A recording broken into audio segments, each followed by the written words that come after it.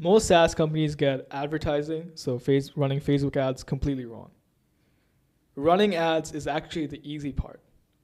But what do customers go through when they click on your ad? What's the exact journey you take them on? In this video, I'm going to go over the exact funnel we build out for our clients. So our clients are B2B SaaS companies, but this can apply to most other businesses as well. So in case you don't know who I am, my name is Ravi Kabir, and I'm the founder of Regnatus. We are a advertising firm that works with B2B SaaS companies where we come in, build out their ad engines end to end, run it for them, and help them scale. But in this video, I'm going to go over the exact system we implement for our clients, go into some depth as how you can implement it yourself. And yeah, now if you want to check out what we do in more detail, I'll have my website linked below. You can go there, read through our landing page, read through the video on the page, and just get a better feel for exactly what Regnatus does. But without dragging this on any further, on the screen you're seeing the roadmap. Kind of it's outdated. We have a written one now, but this is the exact roadmap we take our clients through. So this is onboarding right here, research process right here, and then the actual build out right here, right? In this video, I'm going to cover exactly what we do here in a little bit more detail. So the way we run our funnel, it looks like this. First, we have the ads. We prefer running meta ads, but depending on the client, we also can start off with YouTube/Google search ads.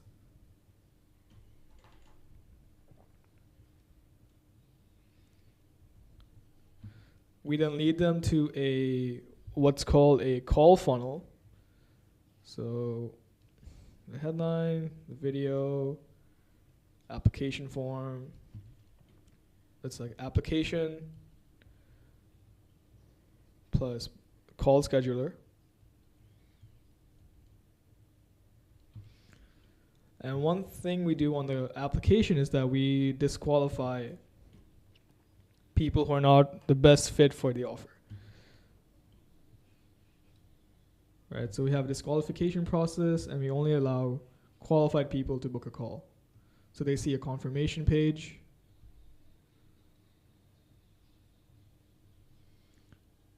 Where we answer some key questions about the offer.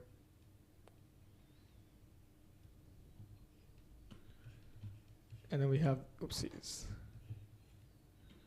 the call here. And then we have some systems after a call is booked and before a call happens that we're going to go through afterwards. But essentially, this is what the funnel looks like from a 300 feet view. It's structure-wise and strategy-wise, it's very simple. But when you get into the weeds of it, it's something most software companies tend to fuck up. I should not have said that, but it's something that most software companies tend to mess up. And essentially, there are a few reasons. So what happens, right, is that software and advertising in general is a game of AOV, right? How much does it... Okay, it's more of a cost to acquire customer to LTV ratio, which is determined by your AOV. And so what tends to happen is most software companies, they run these ads that lead to their normal landing page. It costs them around $75 to $80 to get a trial lead. And they just don't have any path to get them to convert. So what we do when we come in is that everything is downstream of the offer. So while I was building this out, I've mentioned the word offer a few times. But essentially what our offer is a quantifiable, either a quantifiable or a measurable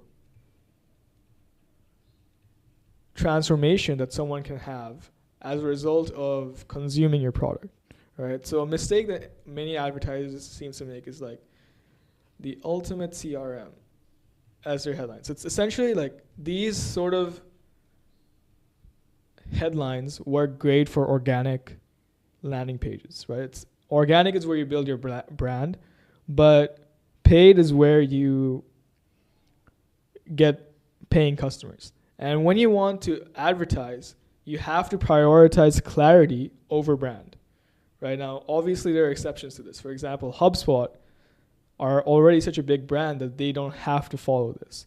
But HubSpot also spends upwards of $1 million per month on advertising and has done so for around the last decade. Right? So you can't be copying their strategy, their current strategy, as a SaaS company that has not been in the market for longer than 3 to 5 years and has not run and is not running at least $100,000 in ad spend per month. Right? So what does a good offer look like?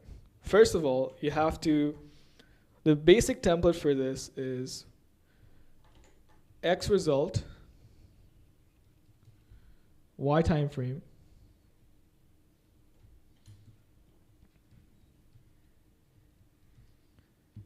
and then a risk reversal.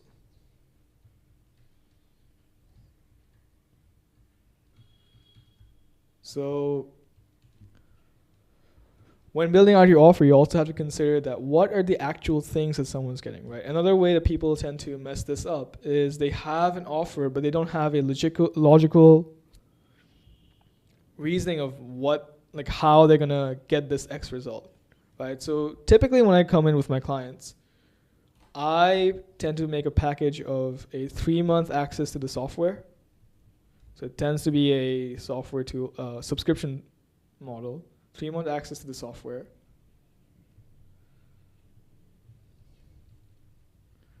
And then I try to identify done for you components that they already have that they can monetize or at least build out that's not very expensive.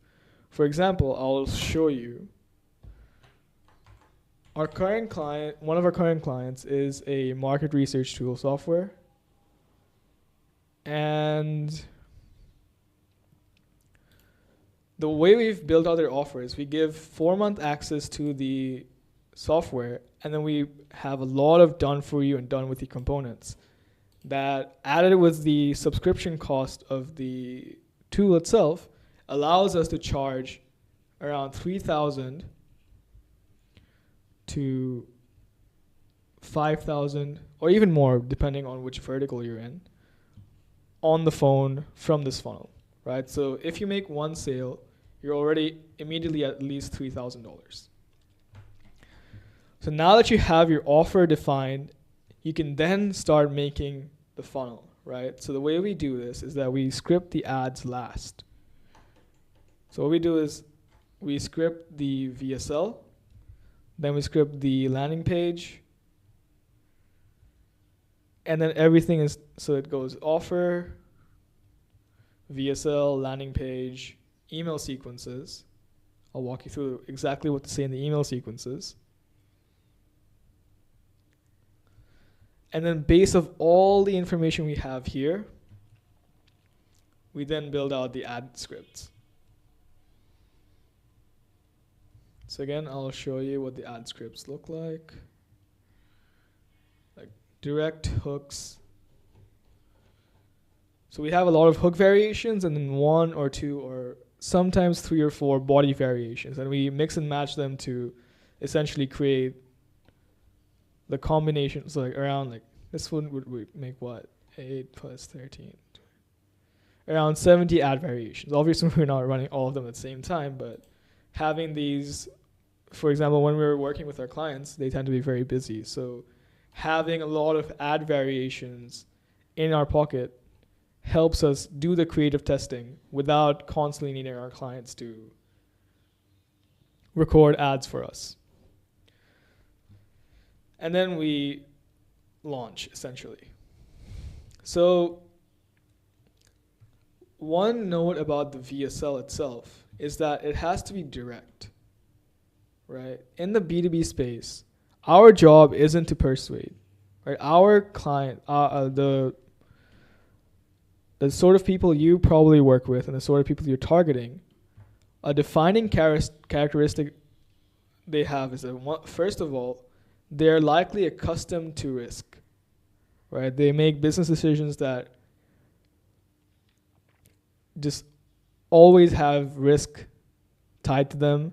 They have enough capital, right? They're not poor. You're not trying to sell them a $70, $80 info product, right? You're trying to sell them a measurable result through a product that actually provides value, right? That's a big thing. You can never sell a bad product. But the thing is, when we're making a VSL, our goal is to keep it in between the length of 6 to 8 minutes, so at the shortest, and then 15 to 20 minutes at the longest, right?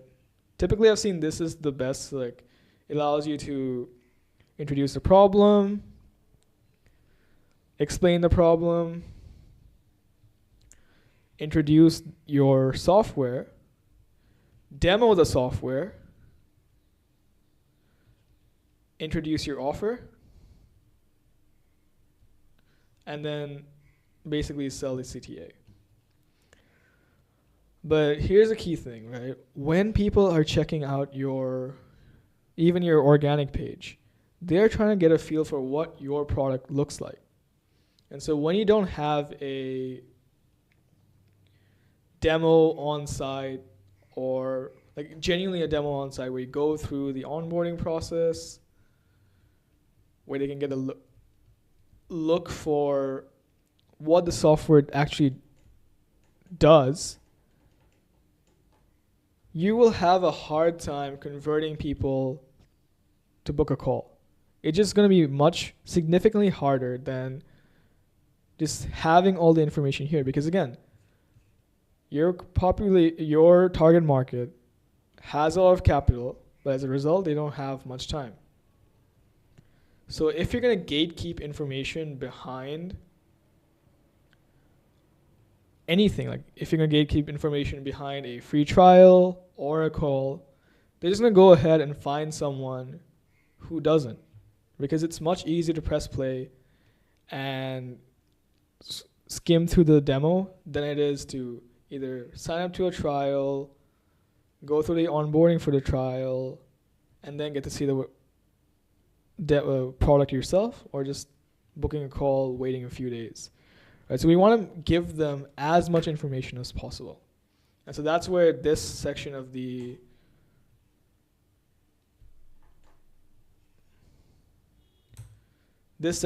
funnel comes in. So on the confirmation page, if you don't have any previous sales data, you can even use ChatGPT for this. But our goal is to demonstrate social proof and answer every hard-hitting question someone might have about the offer. So again, offer being this that you've just built out for the ad funnel in specific. So the access to the software, including the other components you have. And then this is the major part. We have a 4-step pre-call sequence that we implement for our clients to ensure that by the time someone shows up to a call, they are ready to purchase the product and they're educated. Because the last thing you want is someone showing up to the call asking basic first order questions. What's the product about? Why should I care? How do I know if it's a right fit for me? Right, these are all first and maybe sometimes second order questions that can be answered here. They can be answered in an email flow, in a sales asset.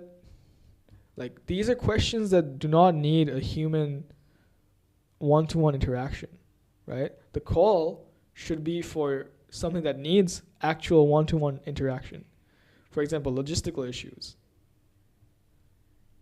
More targeted questions. For example, if you're going to my CRM example, if someone's on HubSpot and they want to switch to maybe close.io. A more targeted question may be like, how will you help us train, how will you help us switch over our 300 employee company from HubSpot to Close?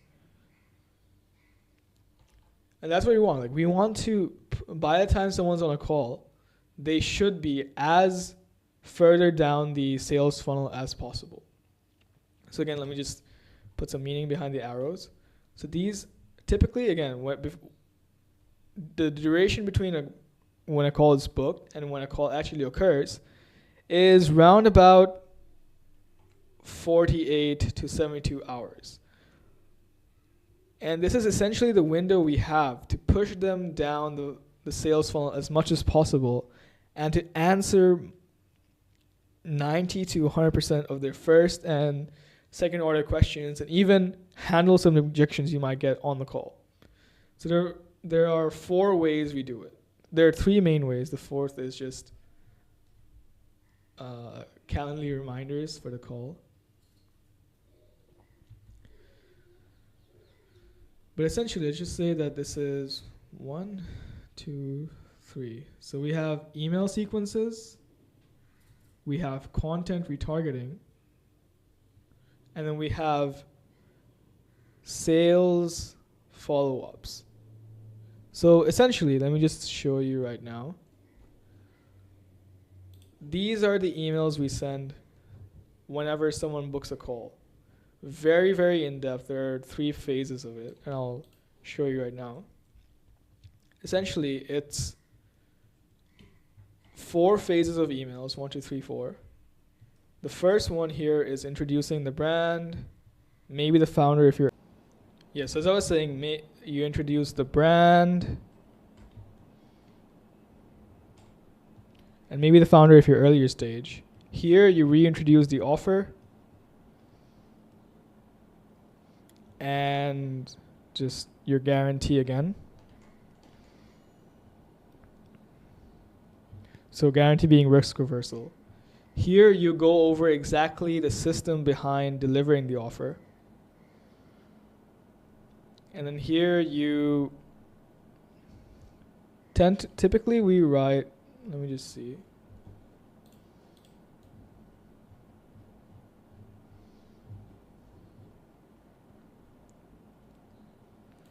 Yeah, so typically we just write about the primary benefit of our software and our offer as a whole. So this is just like, hey, this is the offer, blah, blah, blah.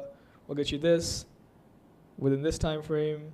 Then this is like, hey, we're going to get you, this is how we're going to get you the offer we mentioned about. And hey, do you like really care? Like, what would benefit do for you? Then here, this is a purely educational email flow, right? So this is where you educate the fundamental beliefs. Like for example, for the email flow I just showed you, our product is a market research product, right? And what we're basically doing is we're instilling the beliefs we want someone to have. We're also educating them on how they could really do it, like manually without the software. Because the real problem that the product is solving is not necessarily that market research is hard or inaccessible or whatever. It's that it just takes way too long. And so we're going deep on 1 to 2 individual points per email on exactly what our product is about, and just remind them of the pain point they encounter. Then here, this is where it's completely objection handling. So if you remember the confirmation booking page, we take the exact same content from here and we write 5, sometimes even more, depending on the complexity of the product, emails around it. And then right before the call, they get last 2 more emails just going over the offer again. So offer, and then guarantee. And the way we send these within all of these emails within the 72-hour window is we send at least 4 emails per day. 1, 2, 3, 4. So it's 4 days, but we try to send between 4 to 6. And the question you probably have right now is that, wouldn't that be spamming them? That's a great question. And the thing is that when someone books a call, they've actively shown interest and they're actively committing to a sort of buying process. And if we go back to here, where we say that they are capital rich, time poor, our goal is to give them as much information as possible so that they can make a decision faster, right? Because while it's benefiting us, which is great in the sense that we can get a decision done on the first or second call, we're also helping them in the sense that we're helping them close these decision loops as fast as possible. And so the best way to overcome are we spamming them problem is by reframing it as giving them all the information they need so that they can make a decision faster, so that they can move on to something else if they come to the decision that this isn't for me. Right, so it's a net good. But let me just draw it out. So 1, 2, 3, 4. Every 3 hours, 6 a.m. to 6 p.m. 1, 2, 3, 4. 1, 2, 3, 4. Then we have a sales follow-up, right? This one, which is essentially when someone books a call, the setter, so you either have a sales rep or a VA, but that's essentially a sales rep, who contacts the lead manually, right? They send a video selfie. Hey, it's name from company. Just thought I'd put a face to the name. I saw you booked in a call. Excited for a call together. In the meantime, if you have any questions, just let me know. I'll be happy to answer that for you. So they send a video to them on as soon as they can after they see the prospect books the call. They send a video again 24 hours earlier. And in the meantime, it's like any questions the prospect has, the rep can answer them. And what this does is it increases show rates by a lot. And the reason is because our systems so far are completely automated, right? And essentially there's not much friction to canceling or no showing to a call when everything's been automated. But as soon as we establish a one-to-one human interaction, it's like the friction increases because there is the bias of not wanting to disappoint other people. And so just these two videos which takes like 30 seconds each, dramatically increases show rates, so all these systems combined, increase close rate by 7 to 8%.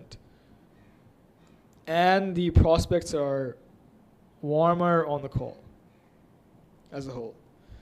And then we have the content retargeting. I know that the drawing is super cluttered right now, but it'll have to do.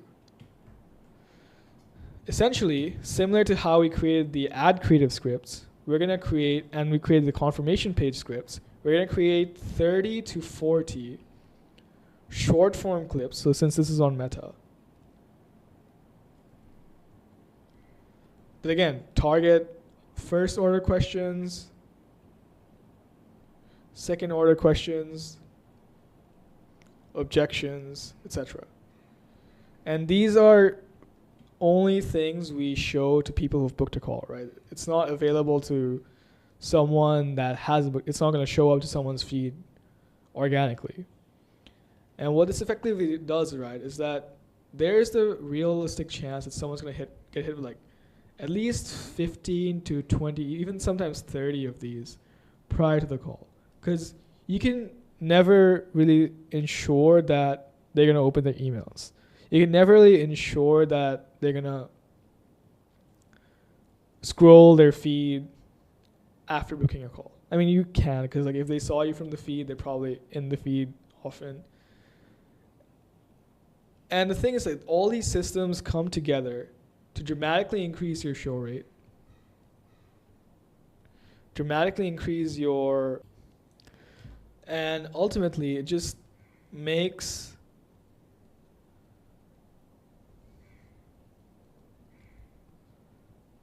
increases show rates, close rates,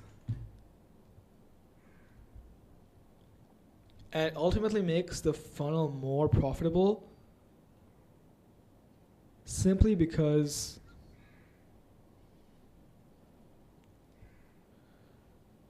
you're actually making sales on the funnel you have, right? Instead of like every call you've booked from your ads is something you've paid money for, right? Which means that every call that doesn't transform into a paying subscriber or a paying user is essentially money lost. And so when you stop optimizing just for this section and oopsies, you focus on this entire system on the back end, your cost per lead, your cost per booked call, they dramatically drop. And that's simply because you have more returns. And now you could definitely go and implement this yourself. I'll leave some resources down below on how you can do so. But if you're like, I don't really want to do all of this myself and you'd rather have someone else do it for you, in the link below, again, I have the link to my website. You can scroll through it, read through exactly what we do. And if that resonates, you can then book a call with me and we'll go over exactly how we'd implement the system for you. And you'd even see these systems live as soon as you book the call.